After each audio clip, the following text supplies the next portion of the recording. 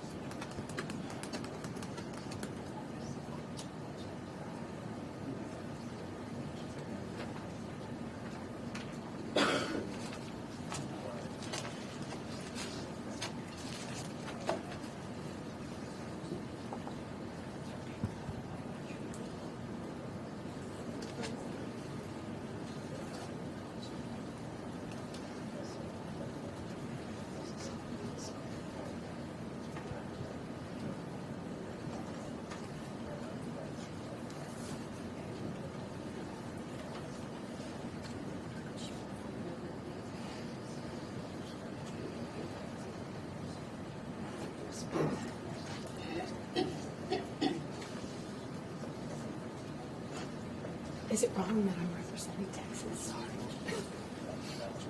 I'm based in Houston. I need to get you. I know I do. I'll let you. I promise.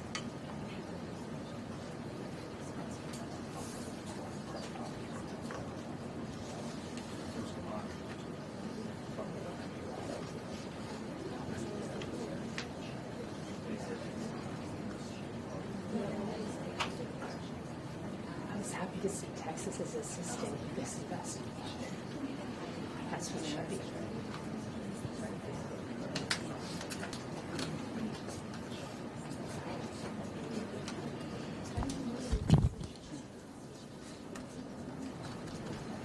Okay.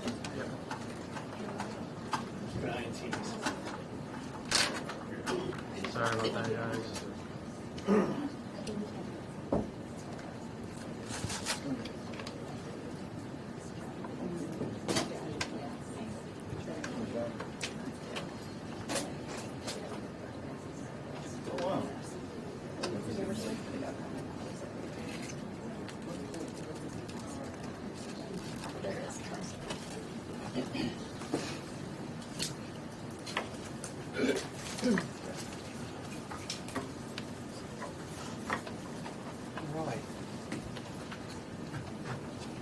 Ready?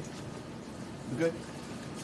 All right, well, good morning. I first want to start off by reminding the citizens of Louisiana that as you travel around the state, you will see the flags of all state buildings at half mast in honor of those lives that were lost in this horrific act of violence. I also think that it's important to remember that what happened yesterday was akin to those who are old enough to remember jigsaw puzzles. And that you would take a 1,000-piece jigsaw puzzle and you empty the box and you've got to start sifting through those pieces. And you want to start, if you're real good, you start at the corners, right? Try to put your corners together.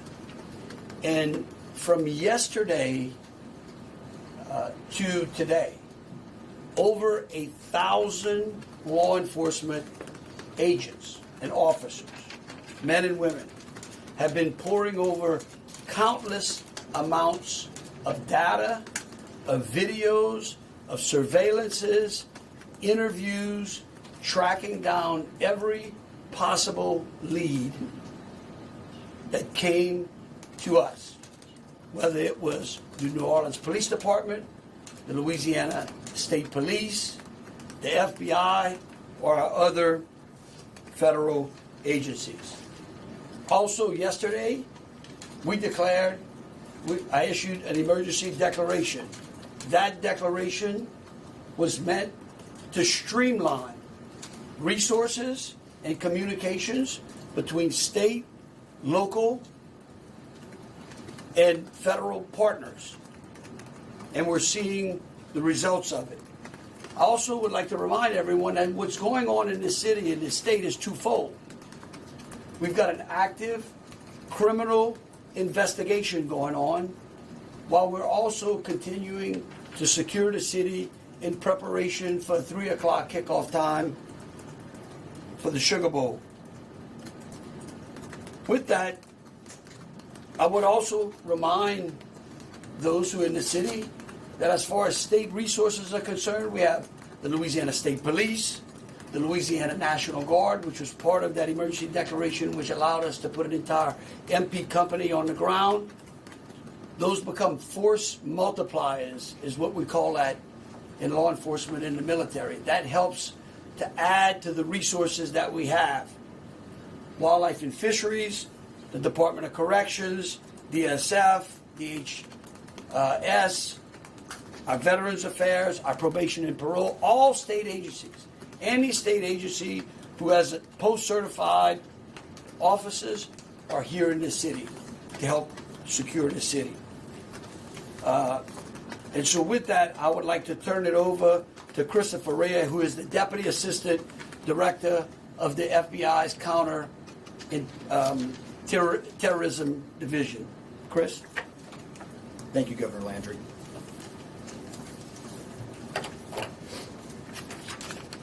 Good morning. I am FBI Deputy Assistant Director Christopher Rea. I'm from our Counterterrorism Division at headquarters.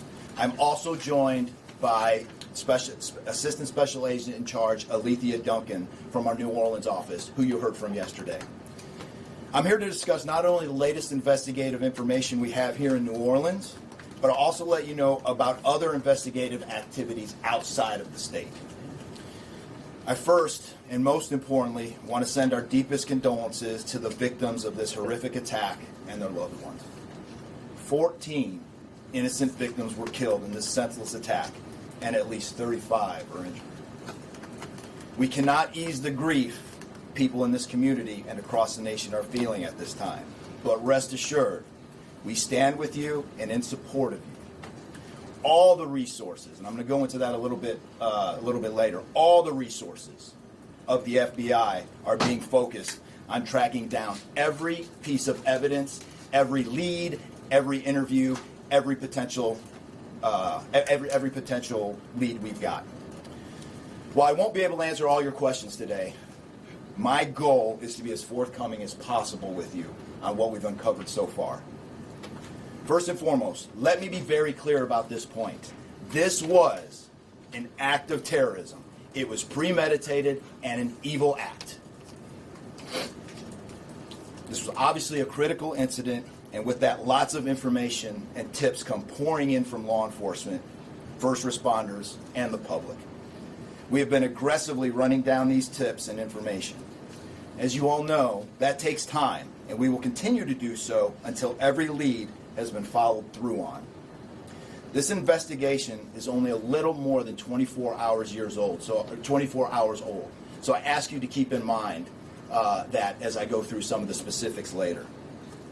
But at this point, currently, and this is another fact I want to be clear on, we do not assess at this point that anyone else involved in this attack except for Shamsa Din Jabbar, the subject you've already been briefed on. little bit about what the FBI is doing. So we are surging people and assets to the area from across the region and across the nation. Special agents in multiple field offices across the country have been deployed and are assisting with potential aspects of this investigation and following up on every lead. Additional teams of special agents, professional staff, and victim specialists continue to arrive to provide more investigative power and assistance to the victims and their families. We've also forward deployed a number of our critical incident response group assets, including members of our hostage rescue team, special agent bomb technicians, and crisis management coordinators. In addition, we have deployed more evidence response technicians to continue to process the various scenes that we have.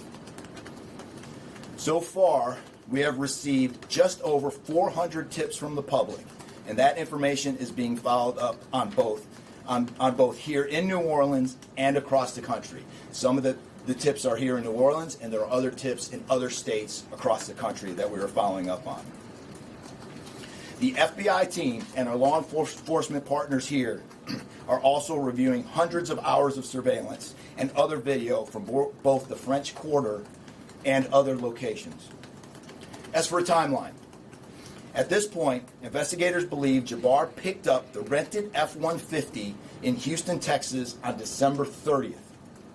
He then drove from Houston to New Orleans on the evening of the 31st, and he posted several videos to an online platform proclaiming his support for ISIS. There were 5 videos posted on Jabbar's Facebook account, which are time-stamped beginning at 1:29 a.m. and the last at 3:02 a.m. In the first video, Jabbar explains he originally planned to harm his family and friends, but was concerned the news headlines would not focus on the, quote, war between the believers and the disbelievers, end quote. Additionally, he stated he had joined ISIS before this summer. He also provided a will and testament.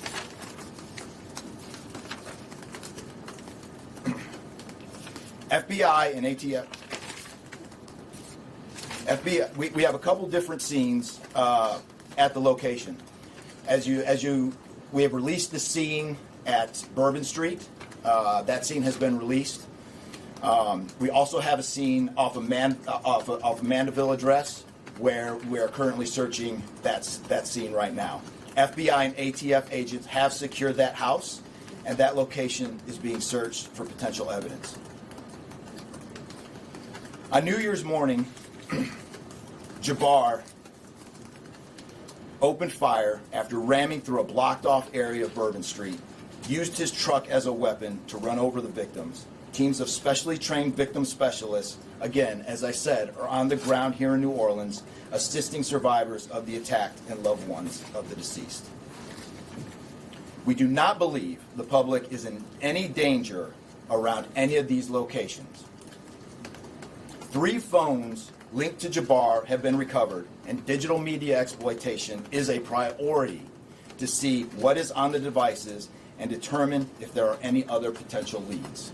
Additionally, we have recovered 2 laptops and are currently reviewing them for any potential leads. Those laptops were recovered at the Mandeville address. Evidence technicians will also be going over the F-150 truck Jabbar was driving. As you know, we recovered an ISIS flag from the back of the vehicle. Jabbar declared his support for the terrorist group on social media, as I stated before, as he made his way to New Orleans. FBI bomb technicians also recovered 2 IEDs in coolers, one from the cross-section of Bourbon and Orleans Street, and the second at an intersection approximately 2 blocks away. There were multiple reports of other devices. Those reports turned out to be misinformation or not actual functioning devices. Those are the only 2 devices that we've been able to recover that were functional. Both devices were rendered safe on scene. We did obtain surveillance footage showing Jabbar placing the devices where they were found. Two other, as I said before, 2 other items of interest were determined not to be IEDs. A little bit about Jabbar. Jabbar himself was born in the United States and is a U.S. military veteran. We are looking in everything in his life. While we have interviewed many people who know Jabbar, we still need to talk to others. Whether you know Jabbar personally, worked with him, served in the military, or saw him in New Orleans or Texas, we need to talk to you. You may not think you have relevant information, but what you know could tie in to one of our investigative leads. Specifically, we want to talk to anyone who was in the French Quarter on New Year's Eve or early on New Year's Day. That includes people spotted near one of the 2 IEDs on Bourbon Street. The IED was inside a cooler, and many people stopped and looked at the cooler and then continued on their way. Let's be clear, again, we do not believe at this point these people are involved in this incident in any way. We want to speak to them as witnesses and want to know what they saw and when. I went down to the crime scene last night. It is very hard to put into words what it looked like and how difficult it was to see. Anyone with information can call us at 1-800-CALL-FBI or send digital tips to fbi.gov/Bourbon Street attack. Early this morning, evidence response teams finished their work at the crime scene. Bourbon Street has been turned over to the city of New Orleans. As you know, there's also an FBI investigation in Las Vegas. We are following up on all potential leads and not ruling everything out. However, at this point, there is no definitive link between the attack here in New Orleans and the one in Las Vegas. And again, as I close, I'll preface everything with what I started with in the beginning, which was this is very early in an investigation like this. Again, our thoughts and prayers are with the victims of this tragedy and everyone impacted across the country. They remain at the heart of our investigation. I also, although I've only been on the ground here a short time, I also want to express a sincere appreciation for our partners here, which include the U.S. Attorney's Office, HSI, ATF, the New Orleans PD, the Louisiana State Police, the Governor's Office, and countless others. At this point, I'm going to turn it over to the Special Agent in charge of ATF here, Josh Jackson.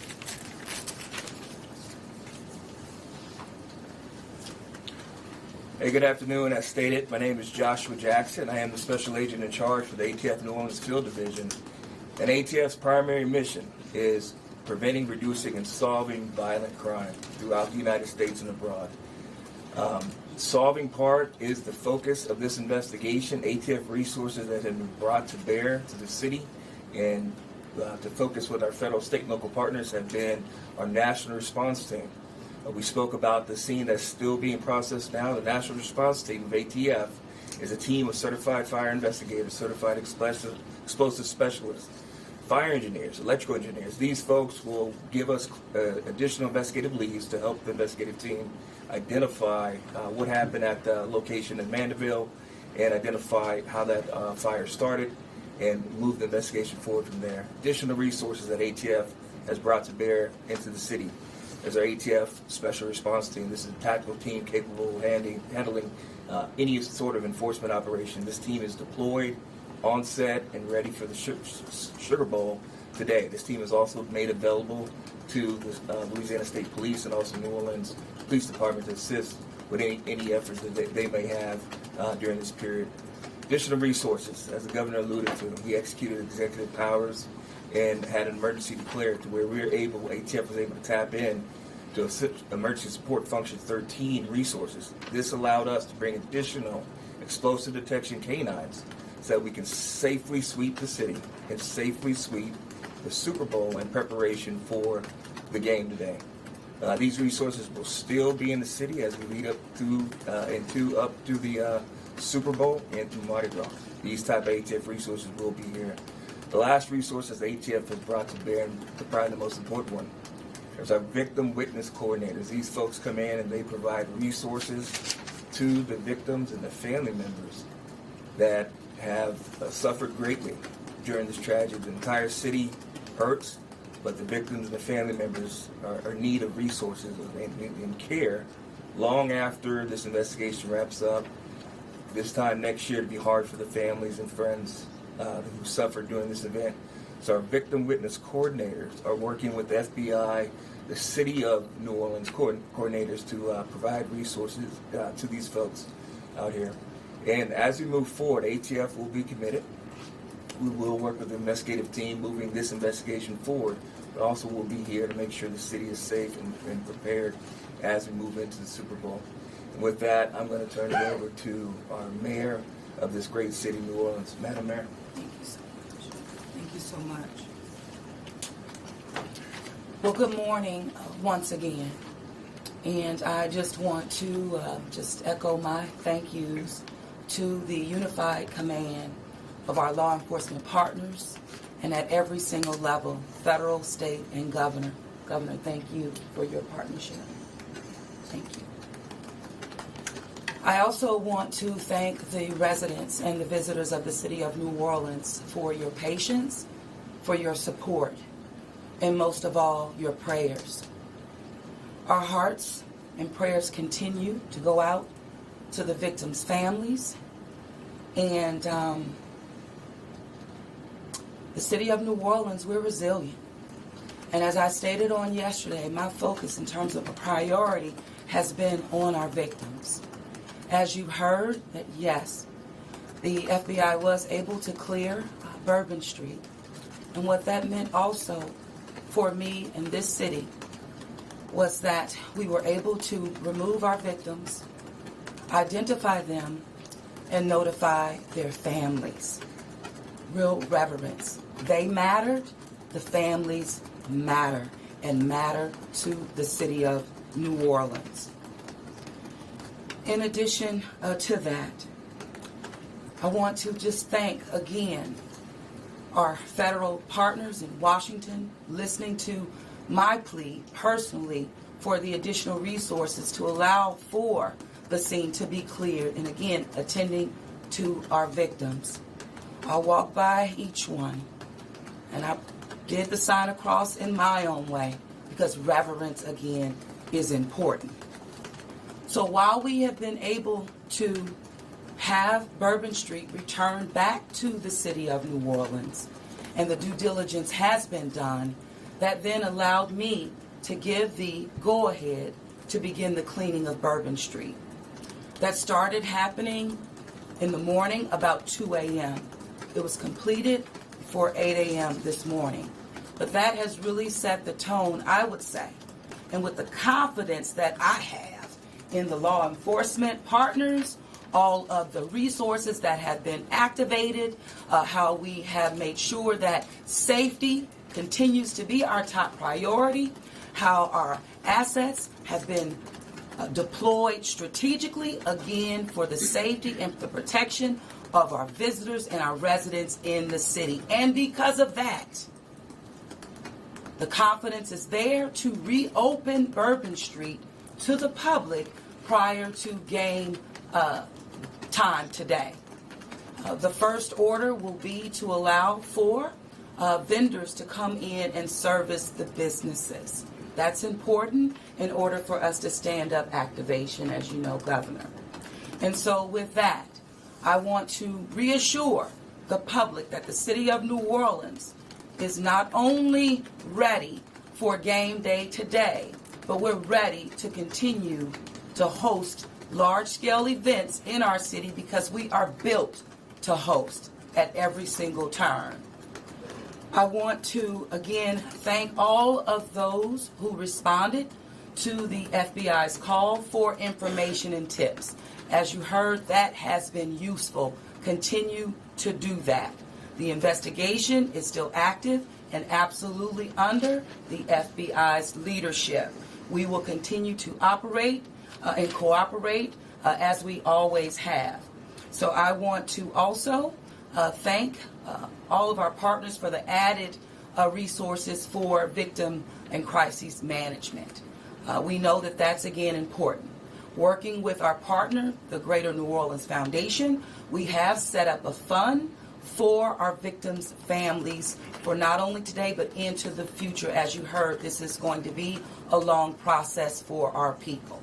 So with that, the city of New Orleans, and with all of my confidence, we are ready.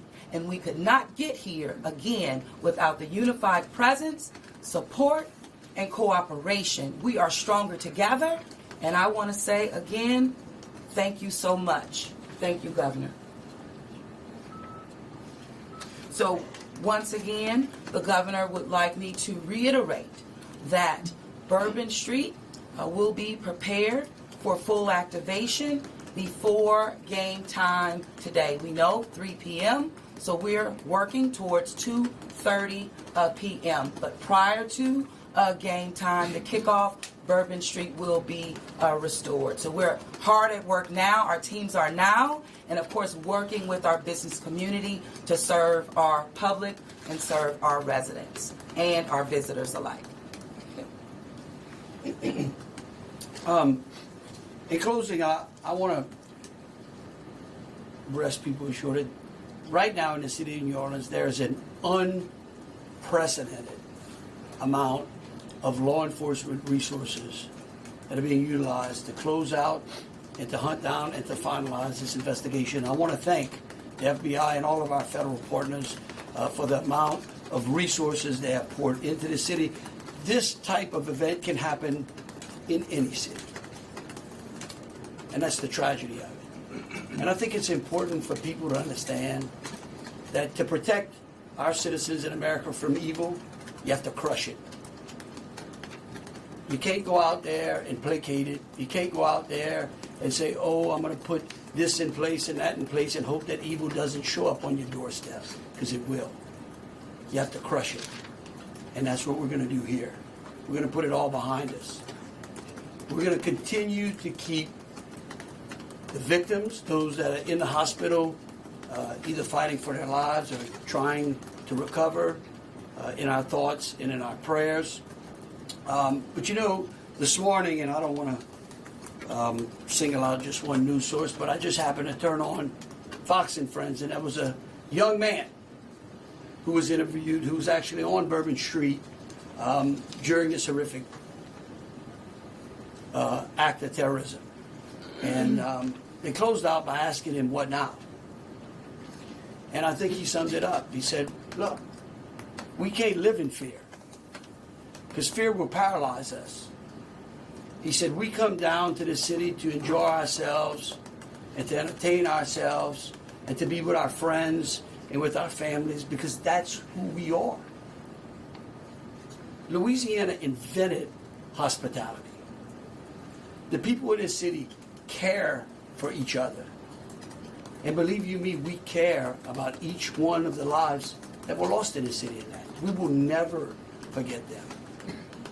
But it would be a tragedy if we let their losses be snuffed out because of fear. This city will be back. We will be open to family and friends and loved ones who want some time to relax from the pressures of life. And so today, we're going to have us a sugar bowl. We're going to enjoy ourselves. We're going to keep those, again, who have lost loved ones in mind. And we're going to get on to the business of this city and this great country. With that, I'll take any questions. Governor, this is for you and the Assistant Director. The message has really changed since yesterday. Yesterday, the FBI said that people should be vigilant, that he did not act alone, that he likely had help, and now you're coming out the very next day and saying he was a lone wolf, everything is safe, the game moves on, everybody had a good time. How can you be so sure just 12 hours later? Well, we're going to bring him up. All right, but here's what I want to remind everyone. Like I was a deputy sheriff. Right, I worked in a jail. I worked on the street. I worked on the interstate. I served warrants. I can tell you. Look, in today's world, I get it. Information we get information like that. Everybody lives in a 15-second TikTok video. We think that life operates like it does on our phones, and it just doesn't. Information changes. In fact, that's why we ask the media for patience. We get information, like I said, no one dumps a 1,000-piece jigsaw puzzle and puts it together in 5 seconds. Okay? And what I would tell you is that I appreciate the fact that what we did was we're under-promising and over-delivering today. And I think that's important. And I want to remind something. Look, because over the last decade, law enforcement has taken it on the chin, unfairly. And there are great men and women serving in the FBI, in ATF, in Louisiana State Police, in New Orleans PD. Our sheriffs have been unbelievable in this. And I tell you, they want to protect you all. And we have to trust them. And sometimes the information we put out, we end up finding out that it may be incorrect. But guess what? What we're doing here is something that I think is important. It's called transparency. And look, something may change again. Here's what I do know, though. Right now, this is one of the safest places on earth. That doesn't mean that nothing can't happen.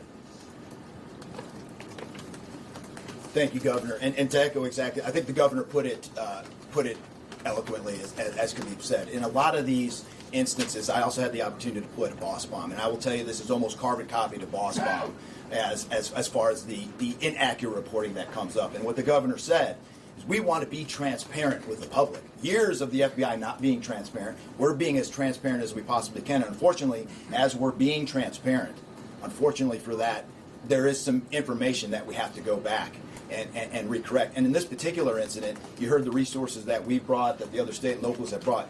We've had 24 hours now to go through media, to go through phones, to interview people, to analyze those videos, analyze other databases. And after all of that, there's been hundreds and hundreds of leads done just in 24 hours. We're confident at this point that there is no accomplices. And I'll give you an idea of how that information sometimes... a lot of the early reports came out that there were extra people that were setting the coolers down, right? It turns out those were just patrons on the street that were looking inside the coolers, right? We didn't know that at first. We had to kind of track all that down and put that to rest. So that's just an example, one of the pieces of information, but there were other pieces of information that after we got our feet under us a little bit and on the ground here, we were able to put together a much more accurate picture of the subject and his attention. Just one follow-up. What's the suspect The wearing? updated death toll, we just wanted to double check that. Yes. So 14, not 15. Sorry, sir. 14, and then the shooter himself would be 15 total, to include the shooter. And to Was clarify, the terrorist wearing the a suicide vest? IEDs, That's my follow-up. were the IEDs pipe bombs, and have you discovered a remote detonator anywhere? And when you said that you have surveillance footage of the suspect planting those IEDs, what time roughly were they planted? Yeah. Those roughly a couple hours. I don't have the exact times in front of me. A couple hours prior to the attack. Before midnight, to after, attack. you know, Probably after midnight. After midnight. I want to say 1 or 2 in the morning, So but I he can't. left the area and came back. Correct. That's our assumption now. I mean, we still have a lot to work through. We're getting more surveillance video and everything else, but that's the assumption. Was he wearing a suicide Were vest? there sweeps being done on Bourbon Street? Would there have been canines out on New Year's Eve? Would there have been bomb sweeps done Look, as part of the regular precautions? Let me just say this, and either Joe or Rob will correct me. Look, a bomb dog doesn't operate like a drug dog, right? On Bourbon Street, there's a lot of senses, right? A lot of smells. I don't think you can run a bomb dog down Bourbon Street with thousands of people there and be able to sniff out a bomb. What we've been doing, what they have been doing, it's certainly a complete sweep of the quarter because of the limited amount of traffic that's been out there. Let me just say this. I think this may help. It would be my hope that as some additional time goes through, maybe closer to maybe the beginning of next week, we will, if we've got it to what extent buttoned up as we could, I would work with the FBI and the city, and maybe we can come up with a timeline to be able to get you those information, kind of walk everyone through from day one through. I think it's extremely premature, and you're really putting us on some speculative grounds to ask some of those questions, because again, it's only been 24 hours. I mean, can you imagine how far we've come in 24 hours? So, can you just clarify if there was pipe bombs and a remote detonator? Was he wearing Pipe the bombs and a remote detonator? Well, we'll go one What at a is time. being done to make Bourbon Street safer tonight than it was New Year's Eve? Are temporary bollards being brought in to block off the street, and why weren't those used on New Year's Eve? Well, look, here's what I'm going to say. Every time some bad guy does something like this, there's what we call an after-action review. Because again, nothing is 100%. We have reinforced the area. We have deployed some additional types of assets. I personally think it's up to the city or other. I don't like to give specifics because I don't like to tell the enemy what we got. But I can tell you we're in better shape than we were before. We have time for two more questions. Director, can you speak to the Mandeville scene? Can you speak to the Mandeville scene? And some neighbors at that site told us they smelled smoke early in the morning. Was there a fire there? Any kind of burning happening? Yeah, Do you still believe that fire happened after the suspect was killed? That's correct. Yeah, I'll move to 18. I do want to address the suicide vest question. I want to kill that one right away. Okay. There was no evidence that the subject was wearing a suicide vest at all. So I will turn the Mandeville stuff over to ATF. Yeah, as to the fire at the Mandeville scene, so our working theory now is that the fire started after Jabbar was already deceased. There's a lot of different ways that can happen. You could have different time devices. You could have a long cord that extended that time. You could also have pressure cookers that were put on top of the stove filled with gasoline, and then it went off. There's a lot of different ways to do it, but that is why our ATF National Response Team is here to answer those questions and get that investigative lead back to our team. So more to come on that. We're still processing that scene. We're out there right now. Are you What able to was start the- How he became radicalized over all of this time, what brought him to Bourbon Street? Do we understand, was there any international travel involved? What led him down this path to this sort of radicalization?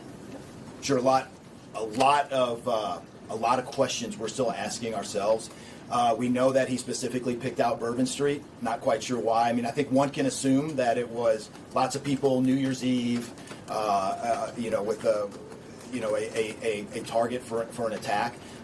That's the stuff in the coming days, as far as that path to radicalization, that we're really going to be digging into and making a priority of. So, what I can tell you right now is that he was 100% inspired by ISIS, and so we're digging through more of the social media, more interviews, working with some of our other partners to ascertain just how to ascertain a little bit more about that connection. We're going to do one more, Kate. Right there. You've had your hand up for a while. Yeah. Sorry. Thank you. I appreciate it. It's actually for Special Agent Red. Sir, I prefer those. So much. In order to reassure people, would you be able to explain the analysis and evidence that has led to this most recent understanding that he was a lone actor and that there is, at this point, at least from your understanding, no further danger to the public? Sure. I think a lot of that, multiple interviews, the hundreds of interviews that we've conducted so far, the social media review that we've done of his accounts, by my count now, the 5 devices we have, the 3 cell phones and the 2 laptops, been able to initially triage or go through that, and there is just nothing to indicate through call records, through anything on those devices, through interviews, through anything in our systems, that he was aided in this attack by anybody. And again, I have to caveat, like the governor said, this is 24 hours into it, and that could change. But right now, we've got a much better picture and much more confidence on what we were dealing with than we were just 24 hours ago. All right, look, thank y'all so very much. Again, we're going to try to get y'all as much information as possible. So, any additional information we put out through press releases. Thank you so very much. Moving forward, are we going to be making Bourbon Street a pedestrian only, or are we going to be allowing cars to drive on there? Pedestrian only?